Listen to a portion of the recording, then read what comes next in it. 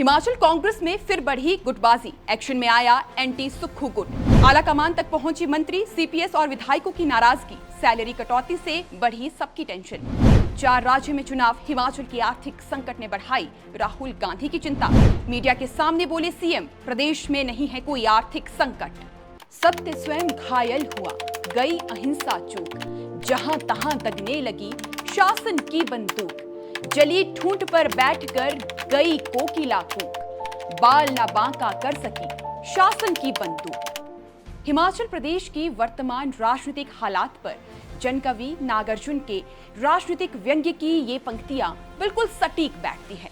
बताएंगे इन पंक्तियों का एक एक भाव, लेकिन पहले आपको बता दें कि मुख्यमंत्री सुखविंदर सिंह सुक्खू ने अपने जिस फैसले को राजनीतिक मास्टर स्ट्रोक समझा था, वही निर्णय अब राहुल गांधी और पूरे कांग्रेस पार्टी के लिए चिंता का सबब बन गया है। देश भर में हिमाचल की आर्थिक बदहाली की चर्चा शुरू हो चुकी है और देश के तमाम मुख्य मीडिया संस्थान सुक्खू सरकार को अपने निशाने पर लेने लगे हैं। मगर 4 राज्य में विधानसभा चुनाव होने से ठीक पहले हिमाचल में कांग्रेस सरकार का आर्थिक दिवालियापन आला कमान के लिए चिंता का विषय बन चुका है। अब बड़ा सवाल ये है कि इसके लिए खुद सुक्खू सरकार दोषी है या फिर इन सब के पीछे किसी और का षड्यंत्रकारी दिमाग काम कर रहा है। ये सब आपको बताएंगे इसी वीडियो में, इसीलिए अंत तक इस वीडियो को देखिएगा। आपसे अनुरोध है कि वीडियो को शेयर कर हमारे YouTube चैनल को सब्सक्राइब जरूर कीजिएगा। हिमाचल प्रदेश के दोनों मुख्य राजनीतिक पार्टी में गुटबाजी बहुत बड़ी समस्या है, मगर हिमाचल कांग्रेस की गुटबाजी भाजपा की गुटबाजी से कहीं ज्यादा अधिक है। कांग्रेस को राहत सिर्फ इस बात की है कि चुनाव आने पर सभी कार्यकर्ता एकजुट होकर चुनाव लड़ते हैं और बेहतर टीम स्पिरिट दिखाते हैं, जबकि भाजपा के पास उनके नेता है नरेंद्र मोदी। उन्हीं के भरोसे चुनाव लड़ा जाता है और ये सबसे बड़ी वजह है कि 2017 के बाद से लोकसभा चुनावों को छोड़कर भाजपा ने किसी भी चुनाव में बहुमत का स्वाद नहीं चखा है। बहरहाल, भाजपा के गुटबाजी की विस्तृत चर्चा अगले वीडियो में हम करेंगे। अब लौटते हैं आज के मुद्दे पर। दिल्ली से खबर आई है कि राहुल गांधी हिमाचल की हालात देखकर काफी ज्यादा परेशान हो गए हैं। सामने 4 राज्य के विधानसभा चुनाव है और देश भर के सामने सुखविंदर सिंह सुक्खू की सरकार का बुरी तरह से फ्लॉप हो चुका व्यवस्था परिवर्तन वाला मॉडल पेश किया जा रहा है। देश का मीडिया सुक्खू सरकार का रिपोर्ट पेश करके देश भर के लोगों को ये बता रहा है कि देखो कांग्रेस की सरकार बनाने का अंजाम क्या होता है। मुफ्त की रेवड़ियों के चक्कर में पड़कर एक प्रदेश की हालत कैसी हो गई है।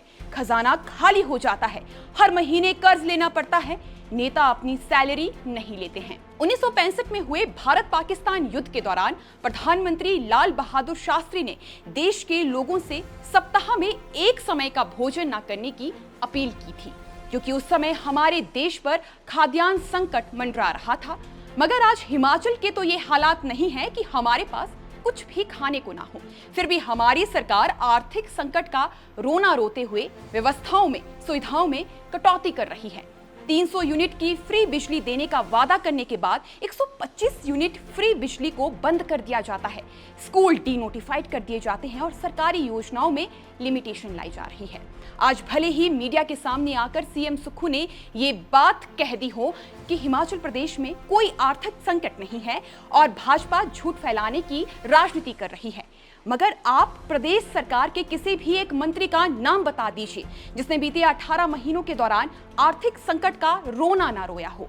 अंदर खाते से लगातार इस बात की खबर निकलकर सामने आ रही है कि सरकार के कई सारे मंत्री, सीपीएस और विधायक मौजूदा हालातों को देखकर अपनी ही सरकार से निराश हो चुके हैं और कुछ ऐसे नेता हैं जो इनकी शिकायत लेकर दिल्ली पहुंच रहे हैं, क्योंकि उनकी सैलरी रोके जाने से प्रदेश भर के लोगों के बीच ये साफ संदेश जा रहा है। कांग्रेस के कई विधायक मंत्री इस चिंता में हैं कि अगला चुनाव लड़े भी तो लड़े कैसे, जनता को क्या जवाब देंगे। 27 के विधानसभा चुनाव में भाजपा का मुकाबला आखिर कैसे करेंगे।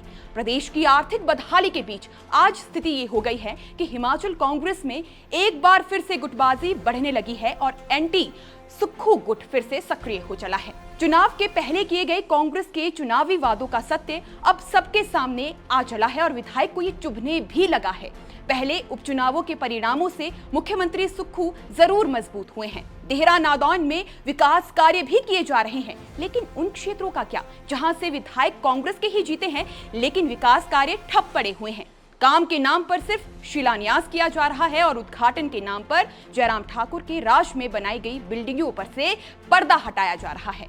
कांग्रेस विधायक केवल सिंह पठानिया ने अपनी ही सरकार को कटघरे में खड़ा करने की हिम्मत विधानसभा में दिखाई थी।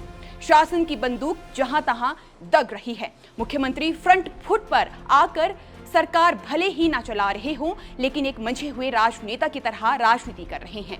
विरोधियों को ईंट का जवाब पत्थर से लगातार दिया जा रहा है, मगर अंतिम सत्य यही है कि हिमाचल को आर्थिक संकट से बाहर निकालने की जिम्मेदारी सरकार की ही है। हम आशा करते हैं कि मुख्यमंत्री आने वाले समय में फ्रंट फुट पर ही रहकर अपनी सरकार चलाएंगे। बाकी मुख्यमंत्री का ताजा बयान स्वागत योग्य है, जिसमें उन्होंने कहा है कि प्रदेश में कोई आर्थिक संकट नहीं है, क्योंकि हालात चाहे जैसे भी क्यों ना हो, मगर आखिर में परिवार के मुखिया को आशावान रहना ही पड़ता है। बाकी आप दर्शकों की हिमाचल प्रदेश की आर्थिक स्थिति को लेकर क्या राय है, हमें कमेंट सेक्शन में बताइएगा। अभी के लिए फिलहाल बस इतना ही। नमस्कार।